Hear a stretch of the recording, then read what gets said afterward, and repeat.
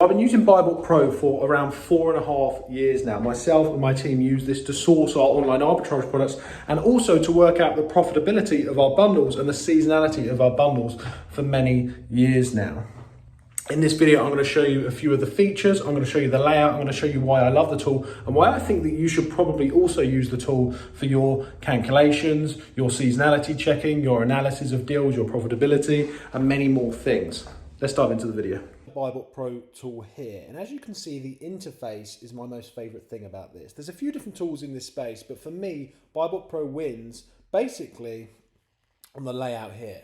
The island in the middle here, that is beautiful layout here. It's got the BuyBook Pro confidence score there. It's got the nice layout on the right here. It all looks good. It all does what it says. Gives you the estimated sales here. It shows you the profit that you're going to make. It shows you the AI confidence score within BuyBook Pro. It tells you if it thinks it's a good deal, dependent on the criteria that you have actually input to the tool.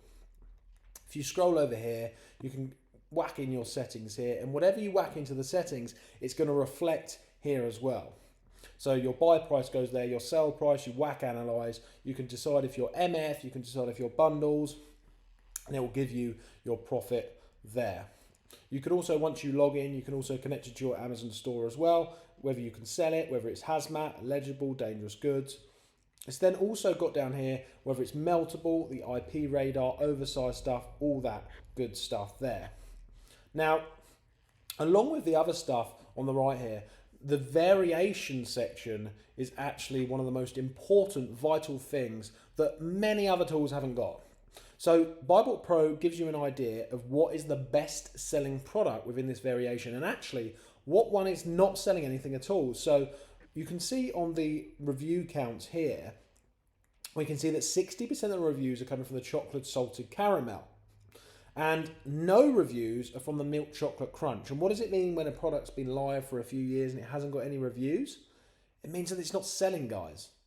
And this one's been live for a few years, the caramel flavor, and it's got 3 reviews, which means that it's not selling hardly anything. Yeah? It also tells you how many sellers we've got here as well. It tells you if it's MF, FBA, and the price, etc.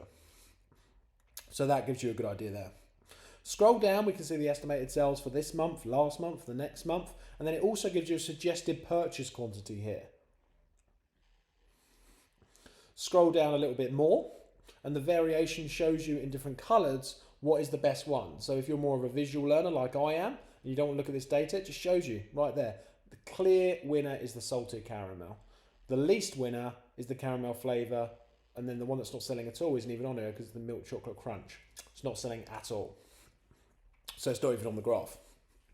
If we look over on the right here at the competition analysis, you can toggle on with prime or off, and then you can actually see the amount of stock that other sellers have got. We can see if they're prime, we can see if they're FBA. Let's look at the prime ones. We can analyze their stock, and then obviously the orange is Amazon there. So it shows you all that information. On the right here also shows you the total stock that the top 10 sellers in your competition have got. So it's 312. So you can say, let's say for example, this sells, well, around 800 a month at minimum, right? And the total stock for sellers is only 312. So that says to me that this potentially could be a good buy as long as everything else ticks off and the profitability is good, you know, and we're not worried about competing with Amazon because it's selling 312 a month. Sorry, it's selling 800 plus a month, which means that 312 in stock is not actually that much. So it's less risk there. If we look down here, we've got similar to Keeper. So a lot of people that, you know, use Keeper just for this sort of graph don't need it once they've got BuyBook Pro because you can look back for the all time there and we can toggle these on and off. Let's get rid of Amazon. And then we can start having a look at here. We can start looking at the consistent price there. We can start looking at the sales rank there. As you can see, it's really low, the sales rank, so it's really good. I mean, it's constantly like around about 1,000, isn't it there? We can see it had a little bleep there. That was when they went out of stock. As you can see, as soon as they're back in stock, it sells really well. But the most important thing you can do here is look at the consistency in the price, the sales rank, and then more importantly down here, the sellers. How many sellers are there consistently here?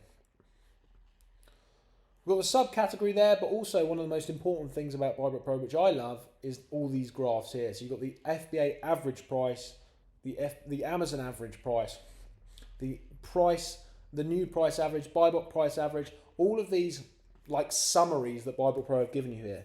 BSR average there. Yeah? So we've got 365 day all day average, 3,338. It's never gone below that, which is a crazy rank, you know? And then there's more features down there. You get eBay, sold on eBay, Google, etc. So guys, this is why I've been using Bible Pro for many years now. Get a 14-day free trial if you want to try it out yourself. I'd highly recommend it. The customer service is awesome. The layout's awesome. And yeah, I'll be continuing to use it for many years now. I'll see you in the next video.